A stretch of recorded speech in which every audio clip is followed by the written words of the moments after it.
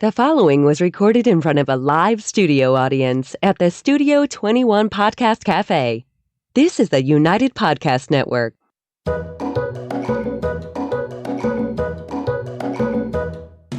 Welcome to the Quirky Dog Podcast, inspired by some of the quirkiest dogs you can ever imagine and the owners who love them.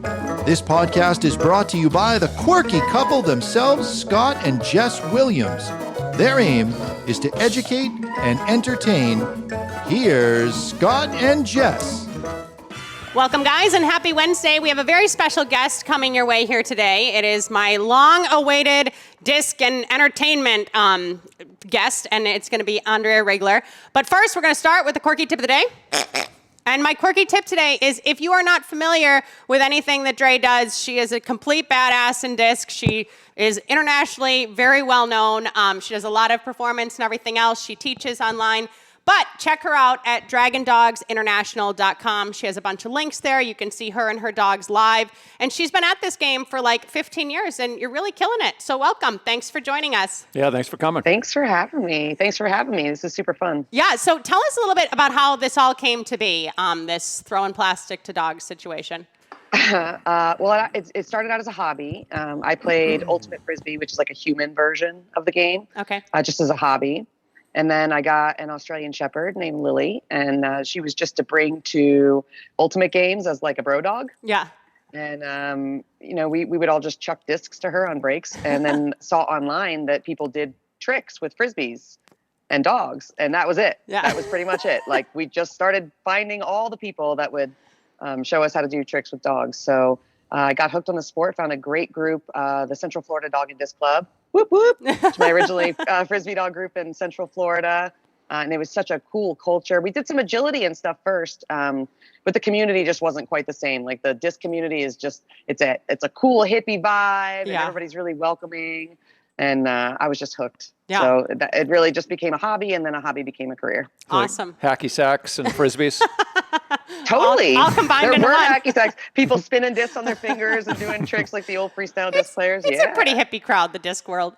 And then your first like big dog was Moxie, I feel like, correct? Like, yes. Okay. She was my first Frisbee dog. Yeah. But that she was like, a podium dog. Like, you guys like made she was your amazing. name. Yeah. Yeah. And she has 3 championships, and she'll be 14 in August. Wow, amazing. And who's your main competitor now? Is it Leap? Is that your main? Leap. Okay. Yes. He'll be 7 in August, and he's got 5 world championships. He's a much easier dog for me to play with than Moxie was. Moxie challenged me a lot, but boy, that was a lot of fun playing with her. She was fiery. Yeah, you guys were fun. It sounds like you had quite an advantage coming from Frisbee without a dog first.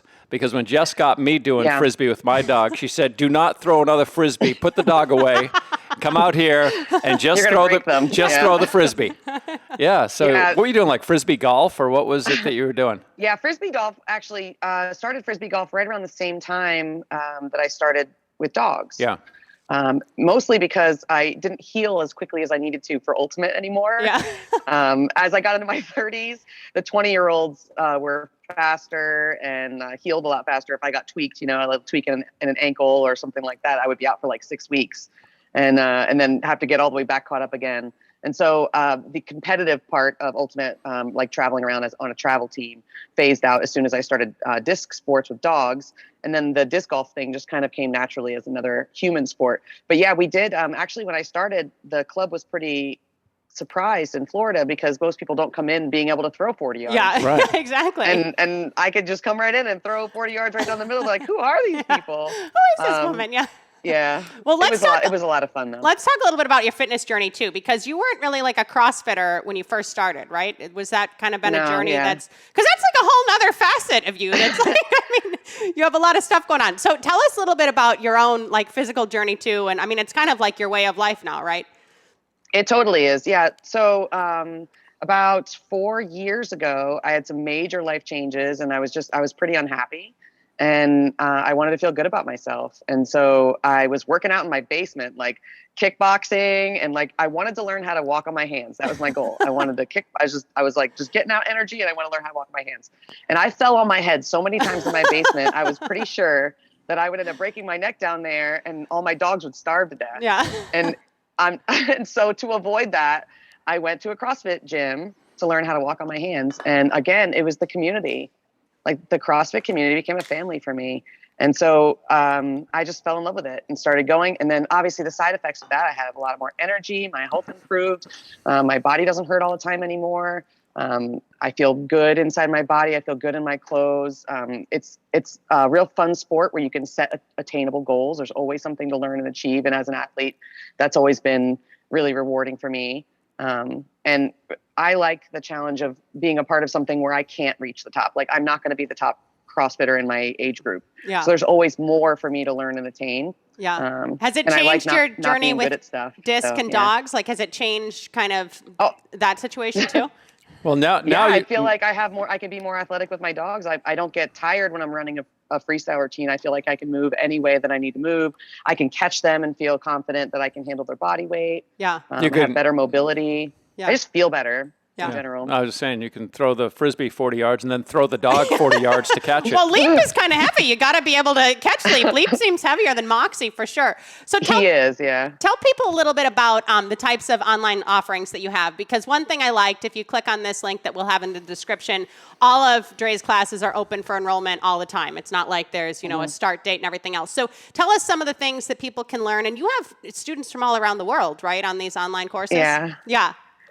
The online thing actually started during COVID because we were getting ready to start our season and then we had no work. Yeah. It was a little stressful for entertainers during that time. Yeah. And people really wanted to play disc with their dogs. Yeah. And so I got together with Jack McCauley, my business partner, and he was like, you should really be teaching. And I'm like, but how do I do that during COVID? Yeah. And he's like, let's film some stuff. And I was already out there and we put together our first seminars and I've just loved it. So what we've designed, I just want to grow the sport. That's been the purpose this whole time, is kind of closing the gap between people that play toss and fetch and people that play freestyle. There's so many more skills in the middle. Yeah. And it can be highly frustrating for people.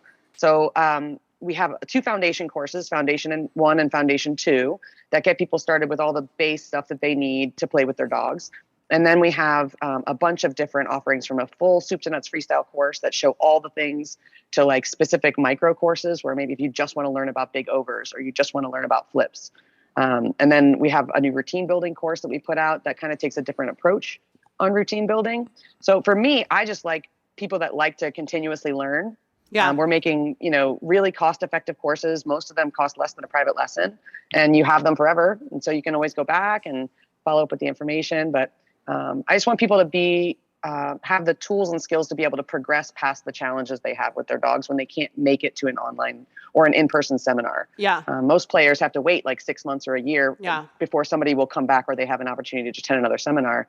And sometimes they have the same problems throughout the whole dog's career because they never get it solved. Yeah. Well, and the other thing is, like, especially disc compared to something like agility, there's so many fewer instructors out there doing seminars in person. You know what I mean? It like you say, it's a much smaller sport. So do you have any in-person stuff still coming up for the rest of 2022? Yeah, I have one later in the fall that's going to be in Indianapolis, and you can find that on the link as well. Okay. And then I always teach down here in Texas, which is my home base. I teach down here in November and December, usually once in Houston and once in Austin. And then everything else will be January, February. So usually in the winter time, I fly to like a cold state and do something indoors or go down to like Florida or do something here in Texas in the southern region where it's not frozen. So what are you doing with your summer? Are you doing mostly competitions and shows? What does your life kind of look like day to day? Yeah, so this summer, we are going to be in California. Oh, fun. So, we're heading out there next week, and we'll spend about a month in Del Mar, which is the San Diego area, and about a month and a half up in LA. And we'll have a little gap in between to, like, explore California or do whatever we want to do for about 10 days. So I'll be gone for about 3 months. Okay. And then I'm going right from there to the Indianapolis seminar. So the whole summer is just going to be California and performing at fairs and hopefully one competition right in the middle somewhere. But we're not competing a whole lot until World Finals. Okay, great. And then you do the entertainment circuit. I mean, that's kind of another facet of what you do, right? Mm-hmm. Like you're traveling around and it's nicer to have a long stint. Tell people a little bit about that, because I used to be a carny back in the day, and just tell them about your experience and what that life is like, kind of. The good, the bad, and the ugly. Go ahead. When you said you're a carny, I'm like, oh, okay, you get it. It's been a wonderful experience. it's a grand adventure. It's lovely pulling up to a new place and setting up a new like temporary portable home for yourself and your dogs for a period of time. You get into the rhythm of it. You build a great team and community with the people that you're working with for that time. Like going to camp when we were kids, like you feel like you're going to be friends with those people for the rest of your life, type of thing. Yeah. So I love that part of like really building a team and finding everybody's strengths and finding a comfortable place so that everybody's having a great time and maximizing the potential of their dogs. And then you pick up and you go somewhere else and you do it again. So I do like the longer runs where it's like a month or, a month and a half. Rather than like driving from place to place to place. I feel like it's a little easier for the dogs to settle in. It's a little easier for us to settle in and get a rhythm. And, and I'm not a spring chicken anymore. So I like a little bit of a more comfortable pace. Yeah. When I first started performing, you're the one that takes all the small runs. When you first start, you have a 2 or 3 day run here and a 2 or 3 day run there. And you're just excited about the thrill. Yeah. But at this point, I like going someplace and kind of getting to know a town or a city for 3 or 4 weeks and explore the restaurants, explore the culture. And then, through this process, I've gotten to see every state in the U.S. Awesome. I've gotten to spend time in a lot of them. So it's been a great adventure. It is a lot of wear and tear on the humans and the dogs. Yeah. And I wouldn't change any of it. I feel like it's just been a really great adventure for us. The other thing about the 2 or 3 day runs that people don't get is like, if you have road trouble or something happens, like there's a lot of pressure and stress there too. Like you have this amount of time to get from this state to that state. And it's a lot. And the other thing I'm thinking even more recently is like, I would be stressed about vet care now more so these days because like the vet situation is like totally different no matter where you are. And like at least being stationed in California for X amount of time, you can develop a relationship because if you're in Timbuktu, USA, like you're relying on those people to get your dogs up and moving if something happens, So. And it's not just human; it's human care and vet care. That's like true. If I need guess a doctor doctors. appointment, I don't have a doctor there. Yeah. So that's part of the deal. You know, mail. Trying to figure out how to get your mail to work. Trying to figure out how to get your internet to work. And like vet care and human medical care are just big challenges when you live on the road. Those aren't things that come easily. And then obviously resources, water, having propane on board, being able to dump your tanks. All those things are things you have to think about when you live on the road. And you're going from fair to fair, making sure those things can be handled. Yeah, 100%. It's a nomadic existence, but with a purpose. Yeah, and it totally is. Yep. How many dogs do you have? I mean, because when Jess used to do it, her biggest concern was if a dog pulled a muscle, for example, and you need that dog to just rest, but you got to show. And so you got to have backups. You got to have. So how many dogs did you guys have when you were traveling? Like a dozen or so? Yeah, a dozen or so. Yeah. Yeah. So when I was working at Purina, my minimum was 10 performers. I needed to have 10 working dogs. Yeah. So I usually was between like 11 to 13. I got up to 17. It's a lot. And that was too many for me. Yeah. I wasn't comfortable with that, managing that many lives and personalities and enrichment programs. And it was just too much. And did potty breaks. Potty. Just going out to pee. It's like a big production. The group's 4 different groups. Forget it. Yeah. So I have 5 dogs. And I'm really excited. Moxie is the oldest at 14. And the youngest is Ocean. I adopted her about 5 months ago from down here in Houston. And I'm looking right now for one more Frisbee dog, like specifically for competition Frisbee. Okay. So I have a couple of my eyes on a couple of different prospects right now that I'm kind of seeing which one feels right. But I'm looking to add another competition Frisbee dog. And I would really like a black dog, as I feel like it's really important to have a black dog represented. Yeah. Everybody has flashy looking dogs, but black dogs often get overlooked in shelters. And so it was always really important to me with Moxie, representing the black dog breed to have that in my pack. And so I'm really looking forward to adding a black dog. And variety is important too, right? Like you don't want to go to a show and see 4, red and white border collies popping out. Like it's good. Yeah. It's good to see the different breeds and all of that and everything else.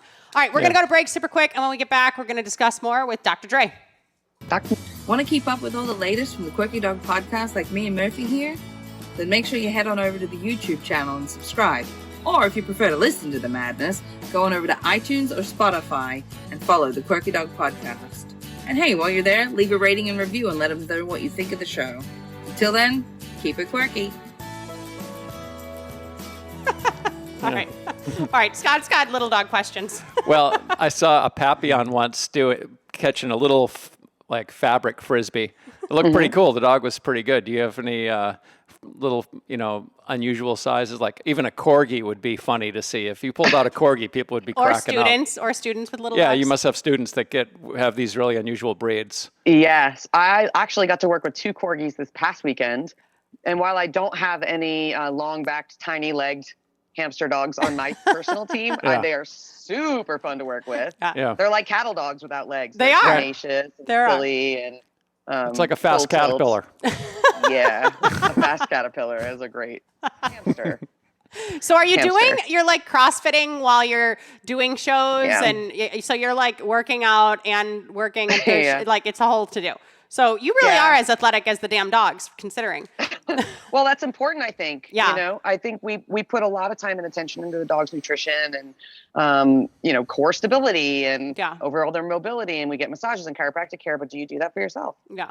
I make sure that I get muscle work done and I get chiropractic work done, and that I'm, taking care of my nutrition and taking good supplements and taking my vitamins and stretching. And I've added yoga this year, which has been a big game changer for me.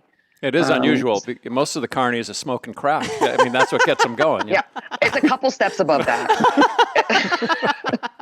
Just a couple. It's a different way to get all the systems firing. It does give you that super boost of energy, just like from your own body substances instead of crack. With less fallout, exactly. Let's talk about mindset a little bit too, because that's one thing I really appreciate about you. And Scott and I are constantly on this journey of like trying to better ourselves and yada, yada, yada. So can you just touch on your mindset? And you talked about how you were in a tough place, almost 4 or so years ago, and just kind of how lifting other people up, giving other people some inspiration and maybe some tools that you've used and everything else.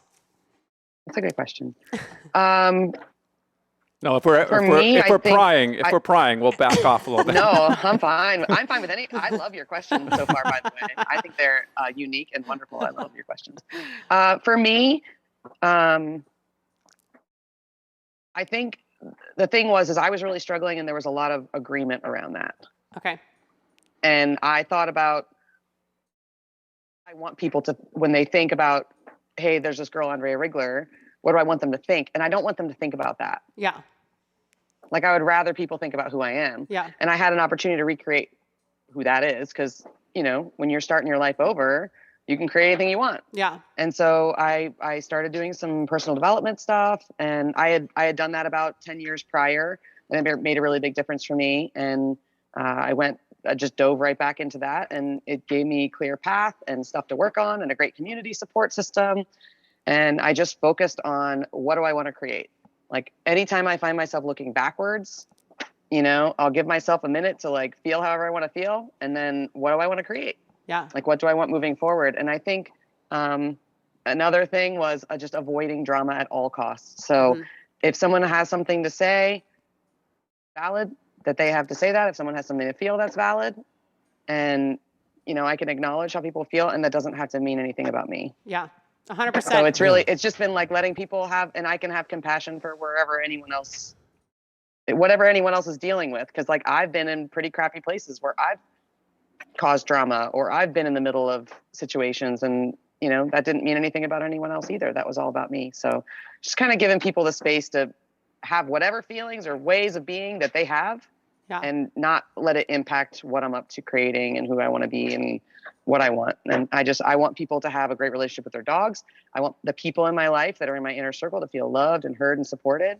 And I want anything that I put out in the world to be in alignment with like joy and kindness and tolerance and compassion. And, I just feel like people feel better when you have those things, and nobody likes being judged. Nobody likes being talked about behind their back. Yeah.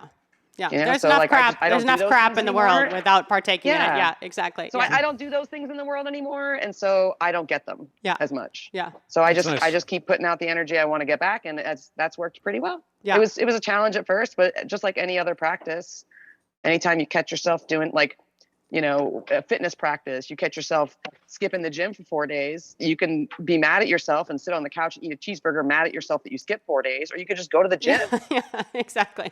Give yourself a little bit of grace. Yeah, exactly. So you sign up for a little Frisbee course. Next thing you know, you get a life coach.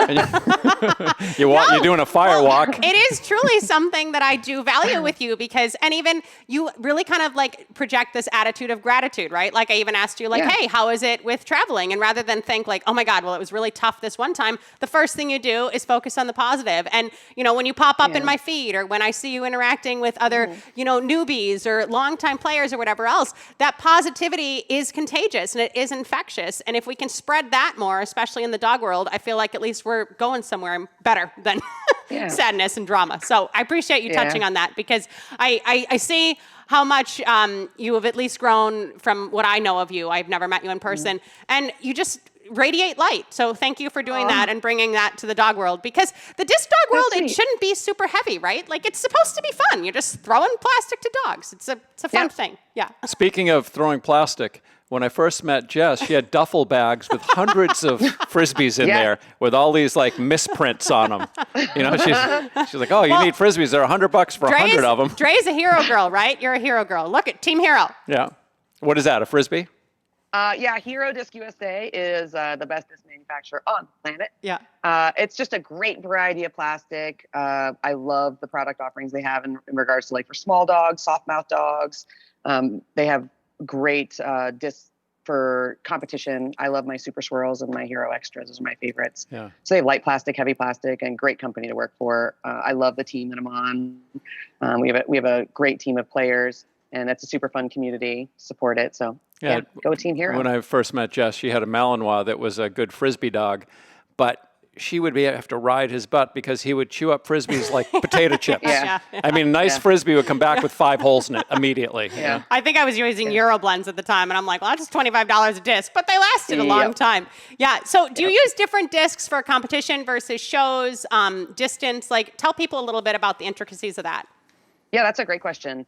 It depends on my dog, first of all. Okay. And then it depends on the weather conditions. So if I have a dog that doesn't absolutely destroy things, like you were referencing, and the weather is nice, like it's not too windy, I would always prefer to play freestyle with Hero Extra distance. Okay. So the Hero Extra is a little bit more durable than the Hero Air. Both of those are like the top light plastic that Hero offers. And the distance has like a grippy, sticky coat on the outside that gives it a little bit more durability. And I have slobbery dogs, so that helps. When you press into the disc and you feel the slobber, you just squish all the way through it. That's what I got with Leaf. He's very slobbery. So that's my favorite light plastic. And then if it's windy at all, or if I'm doing shows, I use my Super Swirls because they're super durable, and I don't want to go through an entire box of extras at a show. Yeah. I don't want to pay for all that. So I have a set of show swirls, and they've been around for years, and I use them for a ton of dog shows. They still fly great. And then when I want to go to a competition, I take all the ones that have all the pretty paint on it. I use the ones. These are my nice that discs. Look really pretty. Yeah, exactly. The real pretty ones. And if people are listening, I use those for toss and fetch too. Okay, sweet. So if people are listening and they're not familiar with Hero discs or anywhere else, where do people buy Hero discs? I mean, you don't like run into Petco and buy them. Yeah, you could just find them at HeroDiscUSA.com. Okay. Yep. And they're right online. If you're not sure which disc to get, you can message anybody on Team Hero. Just message me on Facebook or Instagram, or you can call up Hero, and Denise will walk you through whatever disc you think is good for your dog. If you have a smaller dog that bites real hard, the Sonic size is really nice, but they also have light plastic. Yeah. So I like those for Moxie. I use the Sonic size for her because she's a little bit smaller. And then if you have a full-size dog, then the 235s, the extras and the swirls and the airs are really the ones that are the most common. But everybody's got their preference in plastic. There's opaque plastic. It's a little softer. And then there's the clear plastic. It's a little more durable and harder. So I recommend everybody to go to your local disc club and ask to get your hands on other people's discs. Yeah. Before you can order. just see them, feel. Yeah. Or just go to get a combo pack. Yeah. Somewhere. But yeah, just get your hands on them. Most disc club people, man, they're so friendly in this community. People will want to throw to your dog, help you throw to your dog. Here, borrow my Frisbees. Yeah. Everybody's really nice. So I would recommend finding a local toss and fetch group or your local group and see if they're playing any up dog games, anything like that. and then just get your hands on some different types of discs and see which ones you think are the right size and material for your dog. Yeah. Is Moxie still playing at 14? You just mentioned what she likes. She is. Oh, She's that's so nice. the last time she played was in Houston. We did a show run in February, and there was a couple days where she demanded I take her out and bring her on the turf. So I brought her on the turf, and it was in between shows, and we have our little like Chuck It zip flight, you know, ring toys. Yeah. And she ferociously rips them out of my hand. Oh, that's so cute. Barking through. I have video of it. It was joyful, you That's know. so and nice. This is the thing, when the dogs get older like this, you don't know the last time they're going to be able to play. Yeah. So I just soak it up. Anytime that she feels up to it, man, she gets whatever she wants. Right now, she's a fat potato because I've been gone a couple weeks, and she always convinces my dog sitter to give her extra food and treats. So she's a sausage right now. I'm going to have to pull some weight off of her before I can play any Frisbee. That's right. You just got back from Mexico. What were you doing in Mexico? Yeah. So I was teaching out there. Okay. There's a really great group down there of players, of Latin players. Man, they have some funk. Like they play some awesome Latin music, and they're like dancing. Yeah. It's really cool because internationally you see more male players playing freestyle than in the U.S. Yeah. And when I started in the sport, there were more men than there were women, but the women dominate here, and the men can't take it. They just all left. I'm just kidding. I brought out the pink pig for this podcast. But in general, in other countries, there are more men playing freestyle in a self-expressed way. Yeah. Like a lot of movement and dancing. And that's just so fun for me to watch. I love seeing men having full self-expression around their physical movement and body around music, like dancing. It was great. Yeah. So there's some great players down there that really inspired me. And I love their movement. And so we did a seminar there for 3 days, and then took a few days off, and then came back on Thursday, flew to Wisconsin on Friday, and taught to a great group up there. I was just there about 3 months ago. So this was like a follow-up seminar, and man, everybody made great progress. So that was super great. And then we came home, and now we're prepping the RV and doing final tasks and heading out west. And then we're heading out west. I feel like we got to get you out here for a seminar now. New England doesn't have all this. You talked about the Latin fun, and you got all excited. The men in Maine are not big dancers. I was just there. Oh, you were I really? was there like 3 weeks ago. Yeah, Where had were a you? seminar in New York, and I have clients in like Quicksilver in North Carolina.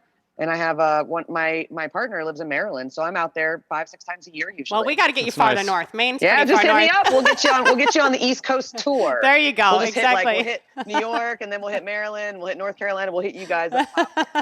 We'll just do it all in a run. We'll spend like a month on the East Coast next year. You got to just pick your weather. It's not going to be as nice as Del Mar, I'm telling you. Well, I'm phasing out of my performance part of my career, so I'll probably pick and choose a couple show runs next year, a couple short ones for fun. But it's not going to be a major part of my pack is smaller now. Yeah. I don't want to put that much pressure on those dogs. We really enjoy it, but we don't want that to be a major part of what we do anymore. We're mostly focused on teaching and competing, because that's the other big thing for me this year. My major goal this year in regards to competition is to shift my perspective from feeling like I have to win to like playing for joy. Yeah. And that's like a huge shift. Attitude, I'm telling you. Good mindset. Yeah. I like it. I felt like I had to win since Moxie. Like that's just how I just went into the sport competitive. I had an amazing dog. Yeah. And I've won a lot, and I've accomplished a lot, and I'm not like I'm grateful for winning, and I love winning, and it's fun, and like it's really fun to be at a competition and not worry about what I need to make up and what I need to do and how I need to warm up, or be stressed. Yeah. I would like to just go play with more of a joy mindset. So that's a big shift for me. I'm still trying to find balance in that. It'll be interested in the World Championships this year because I'm going to Poland. Okay. For the USDN finals. Mm-hmm. And so I'm flying all the way to Poland to compete with my dog for joy. Yeah. So it's a little bit of a conflict in my brain. Yeah. But I'm going to have fun. Yeah. And I'm not focused on winning. I'm focused on, really having joy and connection with my dogs and soaking up my experiences. I've done the really intense competition thing, and I've loved that too. And I'm ready for a little bit of a slower pace and a little more joy. Yeah. Now you're ready to win with joy. Yeah, that would be great too. Yeah. You'll still soar to the top. Well, and it's a nice message to impart on fellow competitors and even your students in the industry, right? Because that is something take off the pressure. It's just disc and have some fun. Yeah. I do have one question. Do you think you change your styles much from dog to dog, or do you kind of feel like you mold the dogs to you? Does that make sense? That's a great question. I think that usually our first dog is how we kind of learn to play. And then our second dog is usually completely different from our first dog. And we struggle with that second dog trying to figure out how to play. And so Huckleberry was my second Frisbee dog. Okay. And he was like night and day to Moxie. He was a cattle dog, but he was big and slow. Yeah. And big leaping. Yeah. And she was like a Maserati, right? So yeah. she was like, shoo! yeah. And so it took me several years to really find a tempo with him. And that's where I really learned about you have to play for the dog that you have, the individual dog that you have. And that's made me a better player. Just looking first at what are these dogs' strengths, and then making sure I can fulfill my part as a handler to make the dog look good. Yep. And then I just avoid doing anything I'm not good at or the dog isn't good at. Yeah. So if the dog hates dog catches, we're not doing dog catches. Yeah.